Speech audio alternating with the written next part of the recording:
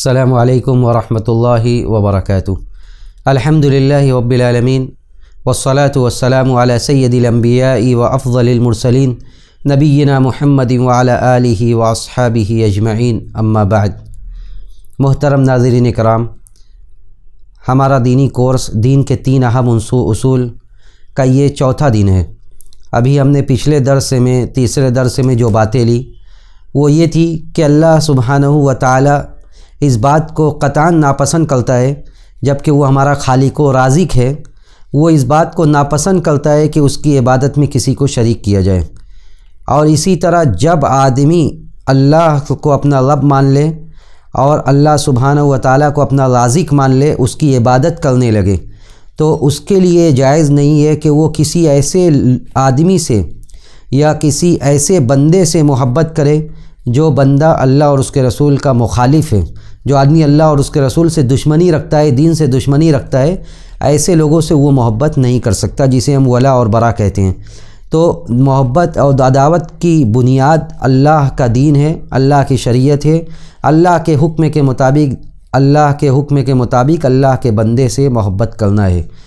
لیکن ساتھ ساتھ اس بات کو واضح کیا گیا کہ محبت اور عداوت کا مطلب یہ نہیں کہ جس سے عداوت رکھنا ہے اس کی عداوت کے بنیاد پر اس کے اوپر جو چیزیں حرام ہیں ان چیزوں کو اس کے لیے حلال سمجھا جائے، یعنی جو قتل و خوریزی حرام ہے وہ سب کے لیے حرام ہے،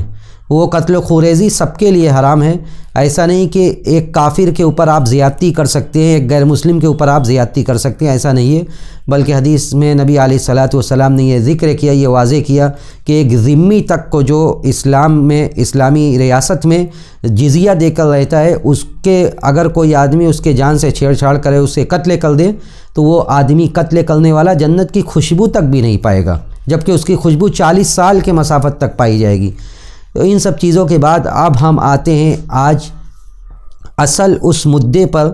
جو اصل تھا کہ دین کے 3 اہم اصول کیا ہیں۔ یہ سب جو باتیں میں نے ابھی تک ذکر کی وہ ان کا تعلق انہی 3 اصولوں سے تھا، لیکن وہ ایک مقدمہ کی حیثیت سے میں بیان کر رہا تھا کہ اللہ ہمارا خالق و رازق ہے، علم کا حصول، علم کے بعد عمل، دعوت، صبر، اس کے بعد اللہ کو خالق و رازق ماننا، اللہ کو کے عبادت میں کسی کو شریک نہ کرنا، ولا اور برا۔ ان سب کے بعد اب میں اصل چیز پر آ رہا ہوں کہ اگر کوئی آپ سے یہ پوچھے کہ دین کے وہ 3 اصول کیا ہیں جس کی معرفت ہر بندے کے اوپر ضروری ہے، دین کے وہ 3 اصول کیا ہیں جس کی معرفت اور جس کو جاننا ہر بندے کے اوپر ضروری ہے، تو آپ اس کا جواب یہی دیں گے کہ دین کے وہ 3 اصول اور 3 بنیاد یہ ہیں کہ آدمی معرفت العبد ربہ و دینہ و نبیہ محمد صلی اللہ علیہ وسلم، کہ آدمی بندہ اپنے رب کو جانے، اپنے دین کو جانے اور اپنے نبی کو جانے، بندہ اپنے رب کو جانے، اپنے دین کو جانے اور اپنے نبی کو جانے۔ یہی وہ 3 اہم اصول ہیں جن 3 اہم اصول کے بارے میں نبی کریم صلی اللہ علیہ وسلم نے ان تینوں اصول کو ایک ساتھ ذکر کیا حضرت عباس بن عبد المطلب رضی اللہ تعالیٰ عنہ کی حدیث کے اندر، جو کہ صحیح حدیث ہے۔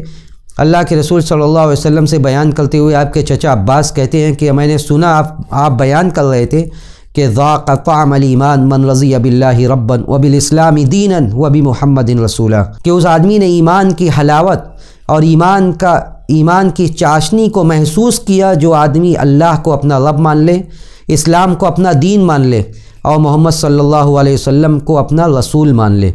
تو جو ان اصولوں پر یقین رکھے، ان تینوں اصولوں پر جو یقین رکھے اس سے راضی ہو جائے اور اس کو یقین کے بعد کہے۔ یہ بات دیکھیے، غور سے سنیے کہ جو ان کلموں کا یقین رکھتا ہے اور اس کو کہتا ہے اپنی زبان سے یقین کے ساتھ، اذان کے بعد یقین کے بعد وہ کہتا ہے، یقین کے ساتھ وہ کہتا ہے، تو اللہ کے رسول صلی اللہ علیہ وسلم نے یہ ذکر کیا کہ غفر لہ ما تقدم من ذنبہ، یعنی اذان کے بعد جو یہ دعا کہتا ہے رضیت باللہ ربا وبمحمد رسولا وبالاسلام دینا غفر لہ ذنبہ، کہ جو آدمی اذان کے بعد یہ دعا کہتا ہے، جن دعا میں اسی 3 اصول کا تذکرہ ہے، تو اس کی پچھلی گناہیں معاف کر دی جاتی ہے، تو یہ 3 اصول ہے جس کا تذکرہ اللہ رب العزت والجلال کے رسول نے اپنی صحیح حدیث کے اندر کیا۔ اب اگر آپ سے کوئی یہ پوچھے، اگر یہ پوچھا جائے کہ آپ کا رب کون ہے، ابھی تو ہم نے یہ یقین رکھا اور اس بات کو جانا کہ آدمی کا، بندے کا اپنے رب کو جاننا، اپنے نبی کو جاننا، اپنے دین کو جاننا ضروری ہے۔ اب ایک ایک اصول پر انشاءاللہ بحث ہوگی۔ پہلی اصل یہ ہے کہ جب اللہ کو ہم نے رب مانا تو اگر کوئی ہم سے پوچھے کہ آپ کا رب کون ہے، آپ کا رب کون ہے، یہ سوال وجیح ہے، کوئی بھی پوچھ سکتا ہے۔ جو آدمی اللہ کو نہیں مانتا وہ آپ سے پوچھے آپ کا رب کون ہے،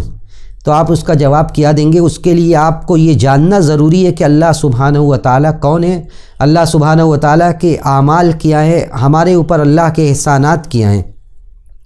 اس کا جواب آپ ایک جملے میں، پہلا اور سب سے اہم جملہ یہ ہوگا کہ اللہ وہ ہے جو مجھے پال پوس رہا ہے اور سارے کائنات کو، سارے جہان کو وہ پال رہا ہے، سارے جہان کو وہ پال رہا ہے، میرے ساتھ ساتھ سارے کائنات کو وہ پال رہا ہے، اور اس کی نعمتیں سارے لوگوں کے اوپر ہیں۔ وَهُوَ معبودی، اور وہی میرا معبود ہے، لیس لی معبود سواہ، اور اس کے علاوہ کوئی میرا معبود نہیں ہے۔ اور اس کی دلیل کیا ہے؟ اس کی دلیل کیا ہے؟ اس قرآن کی پہلی سورت، سورہ فاتحہ کی پہلی آیت، جس میں اللہ رب العزت والجلال نے یہ ذکر کیا کہ الحمدللہ رب العالمین،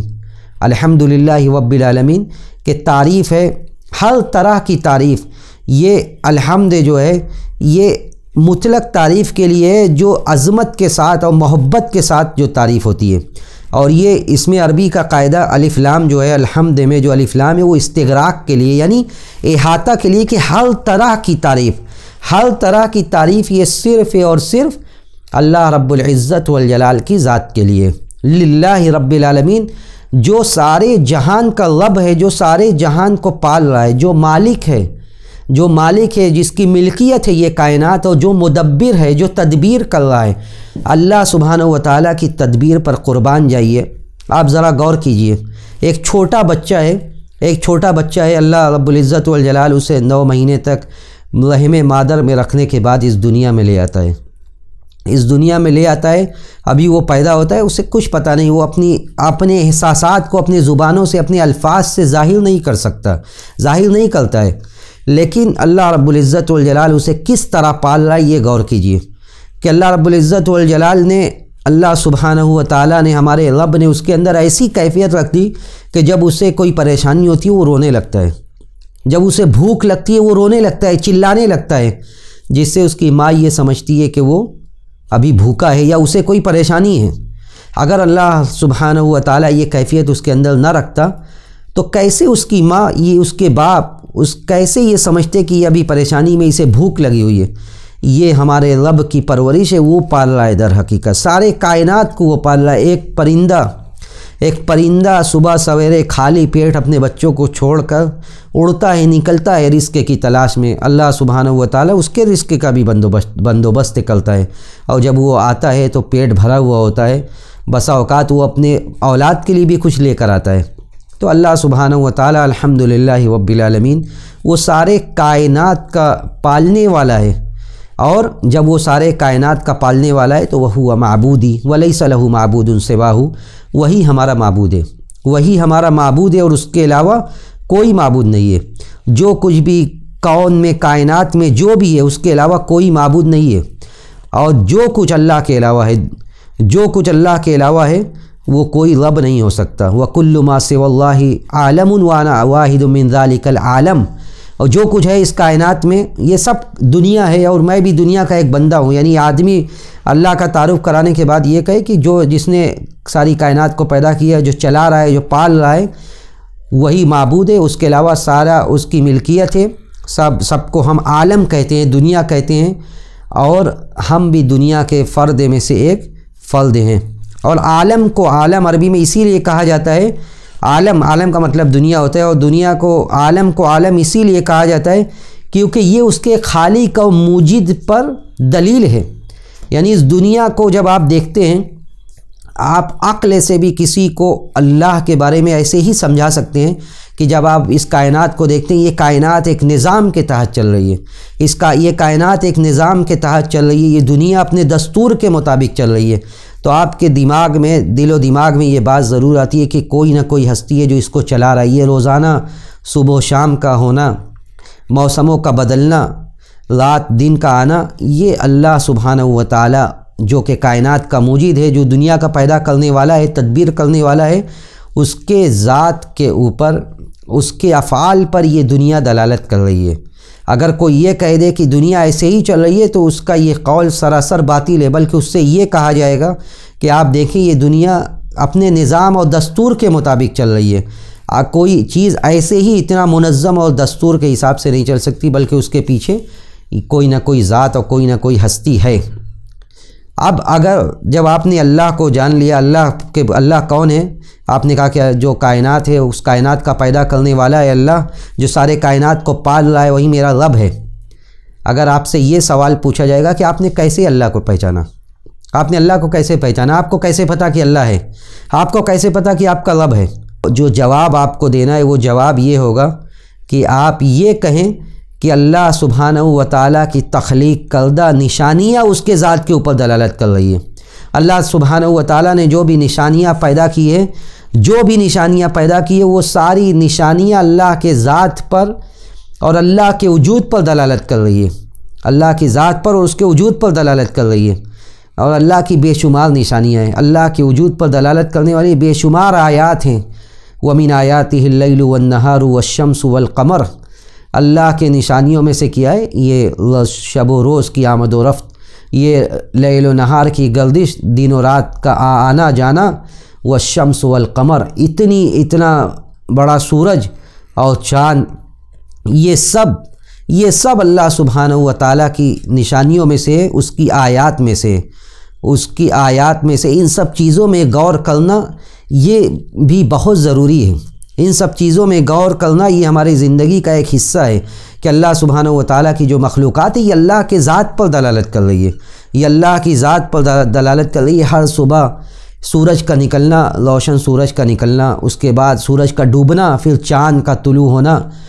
رات کا آنا، صبح کی آمد، یہ ساری چیزیں اللہ سبحانہ و تعالیٰ کی نشانیوں پر دلالت کر رہی ہے، اور سب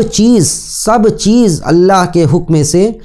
ایک نظام کے تحت چل رہی ہے۔ ایسا نہیں ہے کہ سورج کے ڈوبنے کا وقت ہو گیا اور وہ نہ ڈوبے، چاند کے نکلنے کا وقت ہو گیا وہ نہ نکلے، یا ایسا نہیں ہے کہ سورج جو ہے کبھی کسی طرف سے نکل جائے اور کبھی کسی طرف سے نکل جائے۔ اللہ رب العزت والجلال کی ذات، اللہ نے فرمایا کہ لَلشَّمْسُ يَنبَغِي لَهَا أَن تُدْرِكَ الْقَمَرَ وَلَلَّيْلُ سَابِقُ النَّهَارِ وَكُلٌّ فِي فَلَكٍ يَسْبَحُونَ، یعنی کوئی اپنا مسار بدل دے، نہ تو سورج کو یہ مجال ہے کہ وہ چاند کو پالے، نہ چاند کو یہ مجال ہے کہ وہ سورج کا وقت پالے، وَلَلَّيْلُ سَابِقُ النَّهَارِ کہ رات دن پر سابق آ جائے، ایسا کچھ نہیں ہو سکتا۔ سب اپنے مسار میں، سب اپنے حساب سے، جہاں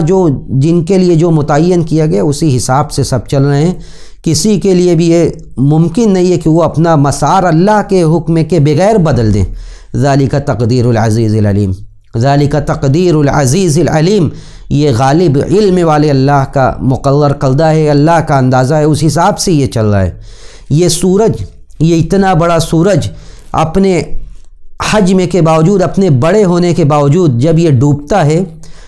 ڈوبتا ہے تو عرش کے سامنے جا کر سجدہ کرتا ہے، عرش کے سامنے جا کر سجدہ کرتا ہے،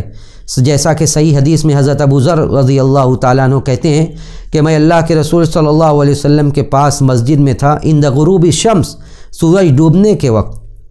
اللہ کے رسول صلی اللہ علیہ وسلم نے پوچھا یا ابا ذر این تغرب الشمس، اے ابو ذر یہ سورج کہاں ڈوبتا ہے؟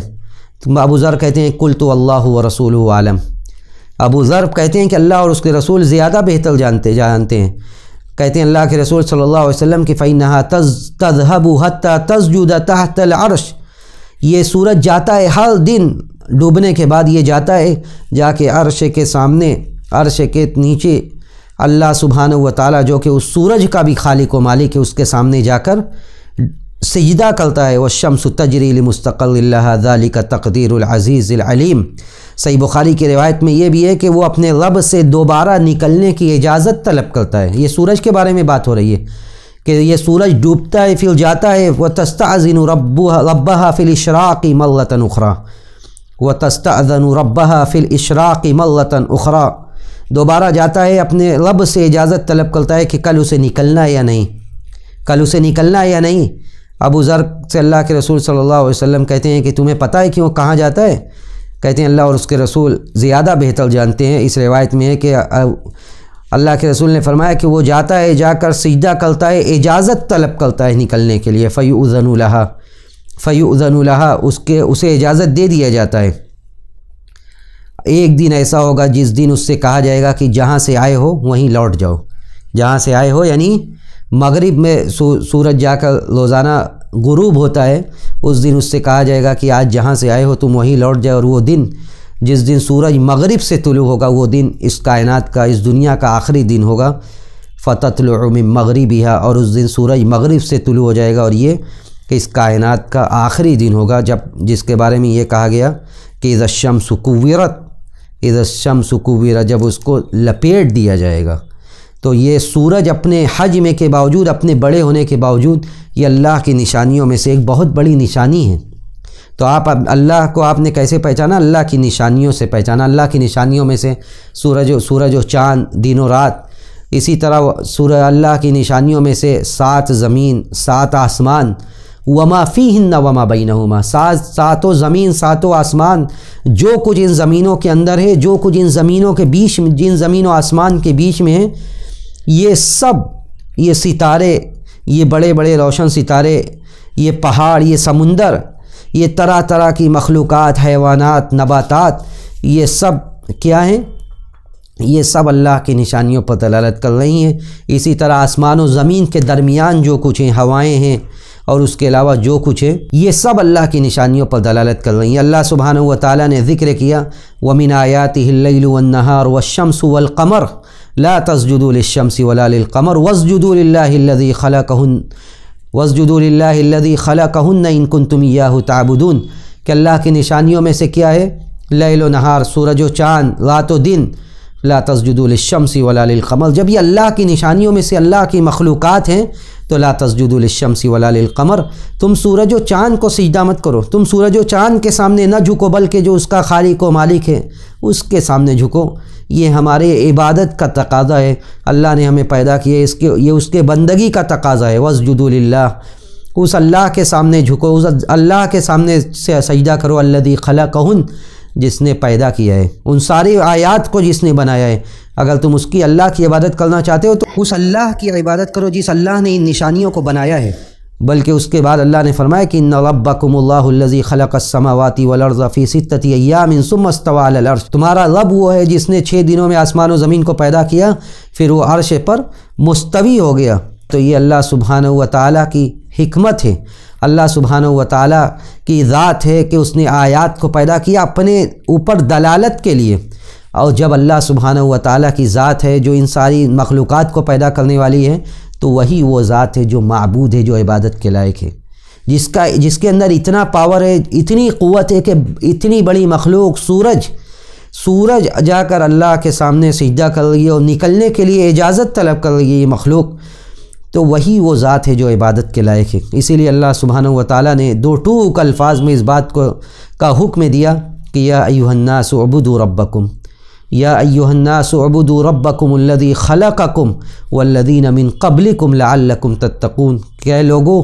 اپنے اس رب کی عبادت کرو جس نے تم کو پیدا کیا اور تم سے پہلے کے لوگوں کو پیدا کیا ہے، لعلکم تتقون، تاکہ تم تقوی شعاری کی زندگی گزارو۔ الذی جعل لکم الارض فراشا والسماء بناء، اللہ تعالیٰ نے اس کے بعد پھر اپنی نشانیوں کا تذکرہ کیا کہ ہم نے یہ کیا، ہم نے زمین کو مضبوط بنایا، آسمان کو تمہارے اوپر ایک چھت کی حیثیت دی، زمین سے تمہارے لیے طرح طرح کے پھول، طرح طرح کے پھل نکالے، رزقا لکم، جو تمہارے لیے رزق ہے، فلا تجعلوا للہ اندادا، تو اللہ کے ساتھ تم کسی کو شریک نہ ٹھہراؤ، جانتے بوجھتے ہوئے ساری وانتم تعلمون، تم ساری بات جانتے بوجھتے ہوئے اللہ کے ساتھ کسی کو شریک ٹھہراؤ، ایسا مت کرو۔ جب اللہ سبحانہ و تعالیٰ ہی نے ہی ساری مخلوقات کو پیدا کیا ہے، ساری نشانیاں اسی کے ذات پر دلالت کر رہی ہے، تو پھر تم ساری باتوں کو جانتے ہوئے اللہ کے ساتھ نہ تو کسی کو شریک کرو، نہ تو اس کی عبادت میں کسی کو شریک ٹھہراؤ۔ یہ اللہ سبحانہ و تعالیٰ کی معرفت کا ایک حصہ ہوا کہ ہم اللہ کو جانیں کیسے، اللہ کو جانیں گے ہم ان کی نشانیوں سے۔ اور میں نے متعدد آیات اور احادیث کی روشنی میں یہ بات ذکر کی کہ جب اللہ سبحانہ و تعالیٰ کی آیات، اس کی مخلوقات اس کے وجود پر دلالت کر رہی ہے، تو وہی وہ ذات ہے جس نے بڑی بڑی نشانیوں کو پیدا کیا ہے، تو اسی ذات کی عبادت یہ ہمارے لیے ضروری ہے، اسی ذات کی عبادت یہ ہمارے لیے ضروری ہے۔ ہم آج کا یہ درس اسی پر خط میں کرتے ہیں اللہ سبحانہ و تعالیٰ سے یہ دعا کرتے ہوئے کہ اللہ ہمیں اس بات کی توفیق دے کہ ہم صرف اور صرف تیری عبادت کریں،